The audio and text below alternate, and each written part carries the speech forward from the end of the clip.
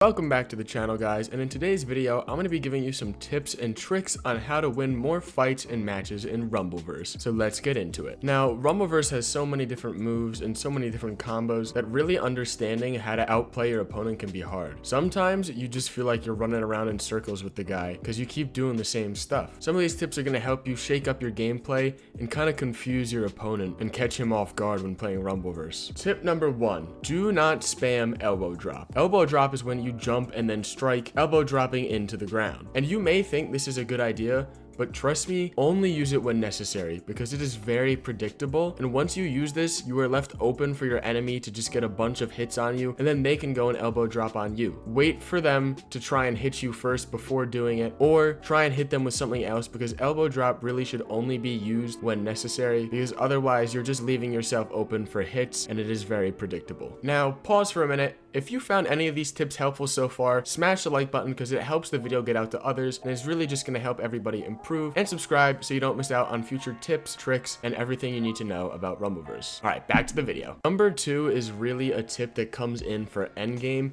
and this tip is save your time in the zone. So you get around 10 to 9 seconds in the zone before your player is just eliminated, and this can be really useful. If you're in endgame and there's a very small circle with like 3 people and you're really low and need to heal, going out of zone for 3 or 5 seconds can be super helpful to recollecting yourself, getting some heals, getting your health up, and overall just getting yourself back into the game. If you don't have this, you cannot take the time to get away from everybody because people usually will not follow you into the zone. If you go into the zone, you're usually going to be safe. Unless they have 9 seconds too, they can camp you. Make sure you don't get zone camped because that can be really detrimental. But trust me, having this extra time to help recollect yourself can be super useful in fights where you get stuck in the zone or for endgame. If you're stuck too and your enemy has you kind of guarded somewhere, being able to run around him through the zone can also be super helpful. So that's just another reason that you want to save your time so you can have more time to just traverse the map. Now, this one has something to do with going for the high ground. When you go for the high ground, there are really 2 things you can do. What I mean by going up for the high ground is when you're climbing a building and somebody is already up there, they are usually going to be able to hit you first if they know what they're doing. You can either elbow drop, which is predictable and they will likely block it like we've gone over in the tip before, or you can block. I think the best thing to do when going for high ground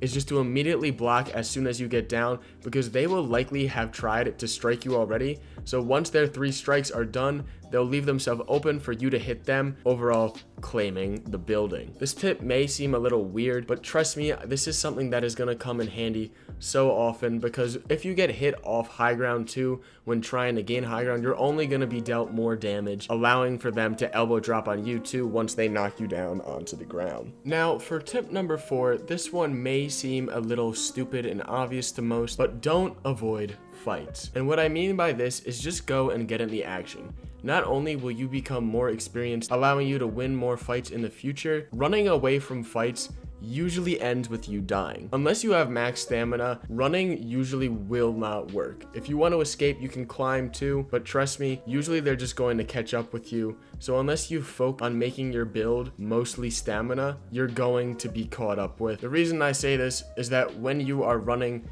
and dashing, they're likely just going to be dashing behind you, and then they will do a dash strike, knocking you down, and once you get up, it's over. They will slap you. It's likely if you're running too that you're low on health, so they're gonna know that, and they are gonna put their all in, and they are going to combo you until you are dead. Now, for the last tip of this video, this is something that some of you may already do, and some of you might, but I feel like the people who don't know this could be really game-changing for them. And that tip is throw your weapons. If you have a weapon in your hand and an enemy is running at you and you think they're going to dash strike you, then just throw your weapon. Not only will it stun them, it will give you the time to come back and strike them and combo them, letting you deal damage until they're knocked down, where you can do an elbow drop or wait for them to get back up and keep doing more damage. Don't always throw your weapon, because your weapon definitely helps deal more damage and fight and gives you the attack priority, but sometimes it is very helpful. And if you see an item on the street, like a weapon on the street, and you don't really want to carry it because you want to carry something else, just throw it. Trust me, it will come in handy. So guys, those are 5 tips to help you win more fights and matches in Rumbleverse. If you guys found this helpful, let me know in the comments and drop a like if you really enjoyed the video.